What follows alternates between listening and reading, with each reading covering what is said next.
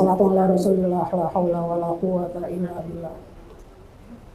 Hadratil mukarramat, segenap para ustazat, khusus para guru-guru kita, Ustazah Hajah Salihah Nur, Ustazah Hajah Ulfah Nur, Ustazah Hajah Abidah Nur, Ustazah Hajah Nur Sa'adah, Ustazah Hajah Minnatillah imam kita, Ustazah Hajah Nuroniyah dari Cakung, Ustazah Hajah Ibang Bahruni sebagai pengurus ta'lim kita di pusat, para ibu dan anak-anak sekalian, jemaah takipat yang saya hormati dan saya cintai.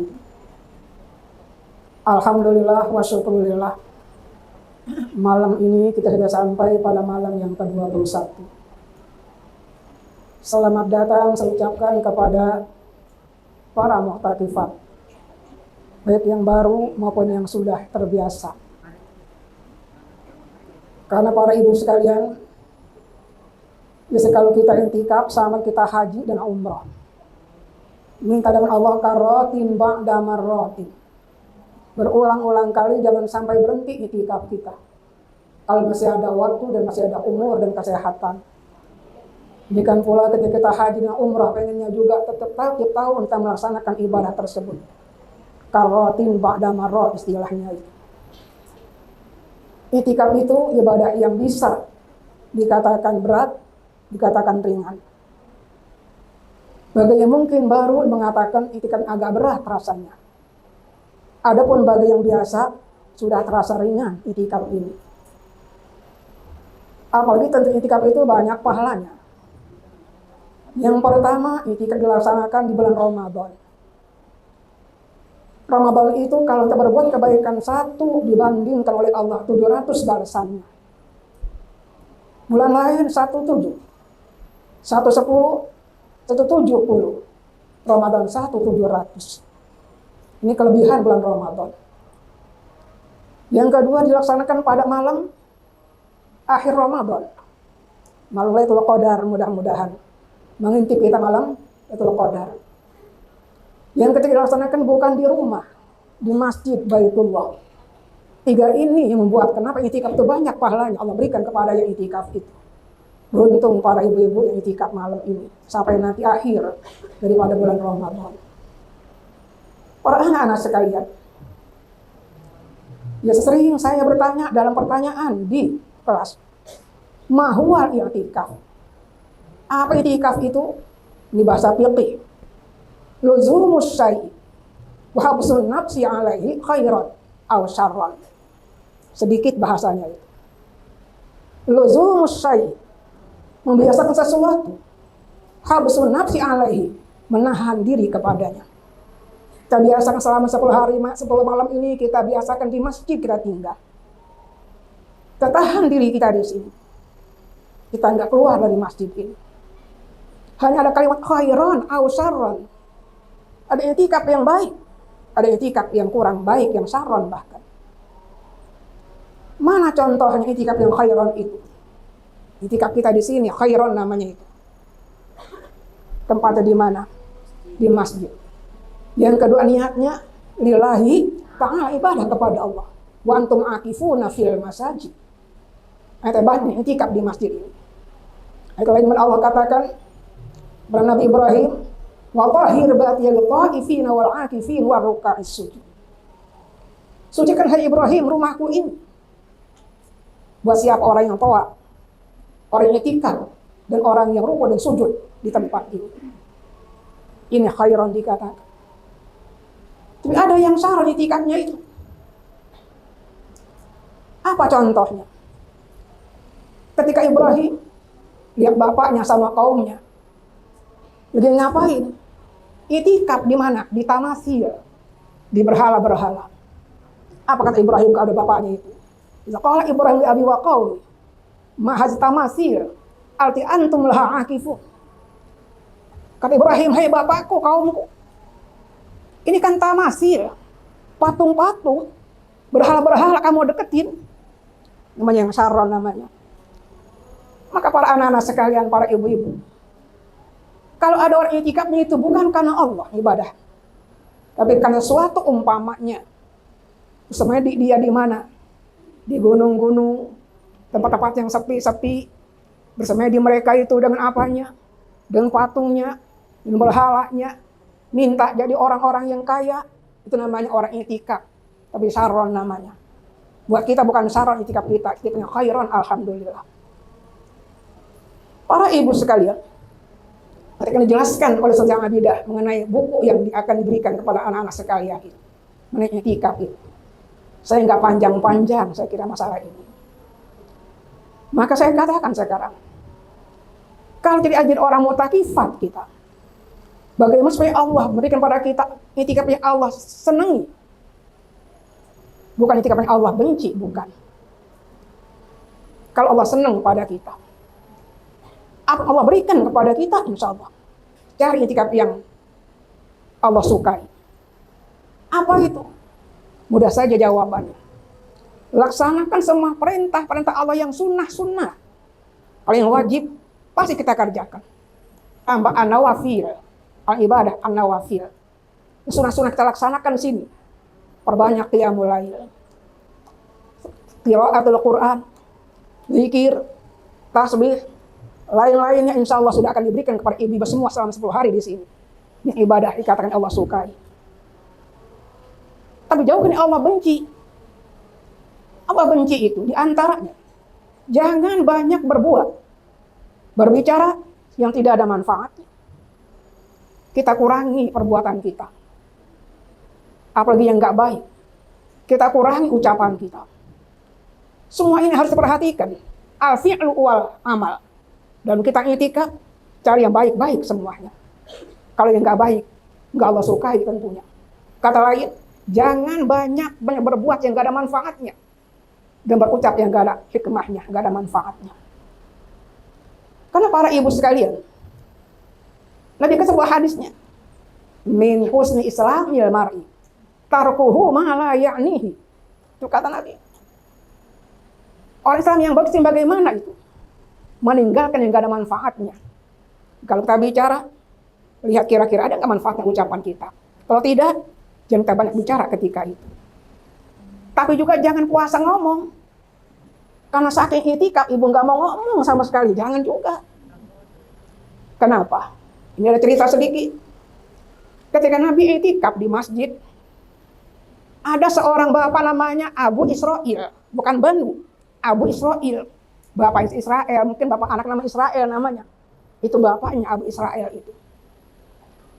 Terus sholat nggak berhenti-berhenti. Fayakum wala yatakallam, nggak ngomong sama sekali.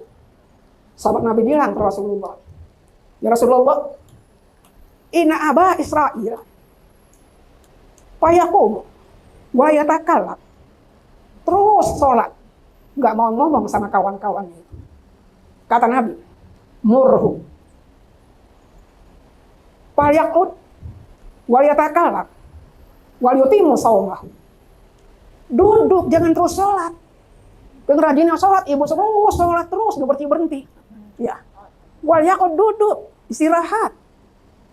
Wal yatakallam, ngomong, bicara sama kawan-kawannya. Sempurnakan puasanya yang benar. Saya katakan tadi, dikala kita melaksanakan i'tikaf ini, jauhkan yang Allah benci pada kita. Jangan banyak berbuat yang gak ada manfaatnya. Demikian pula jangan bicara yang gak ada hikmahnya. Tapi jangan pula puasa apa? Puasa ngomong. Kita boleh berbicara apa adanya.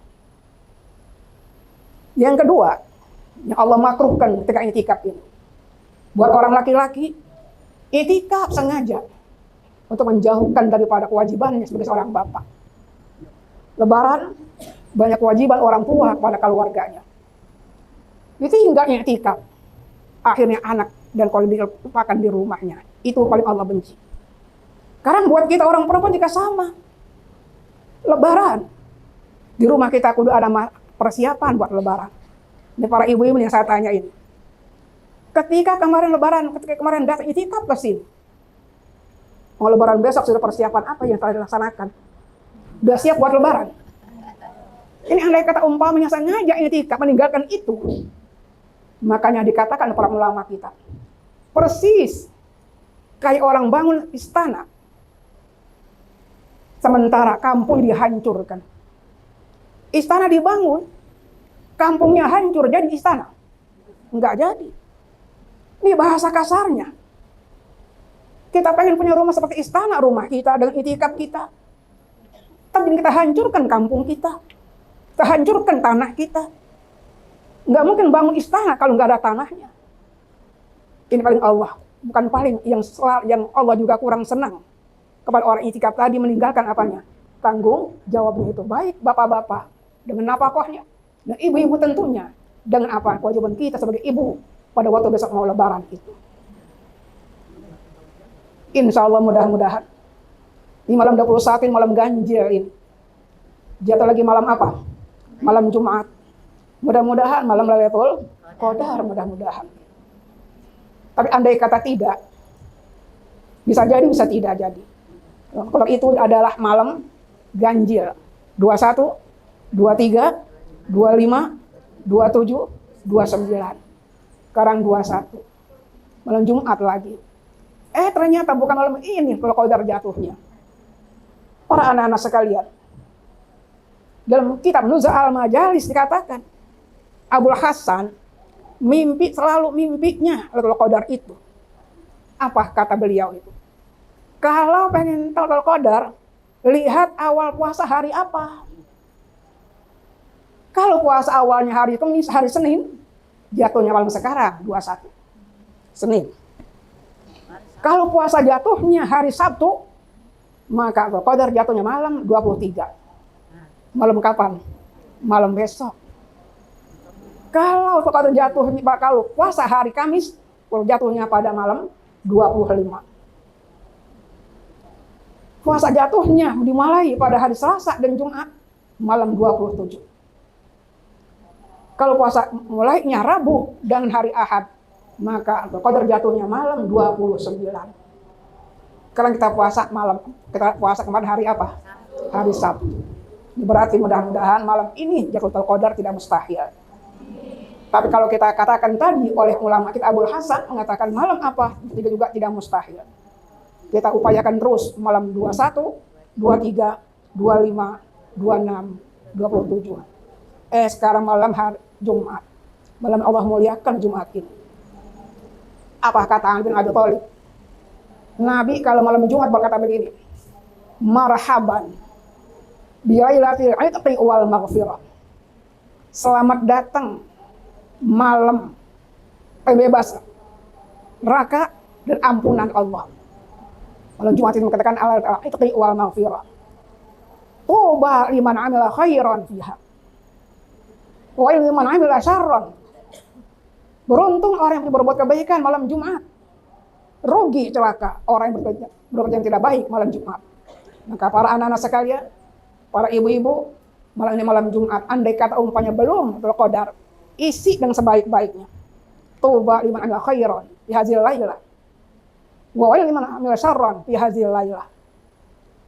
Hadis lain Nabi katakan, al-Jum'ah qalbul ayyam. Jumat itu hatinya hari.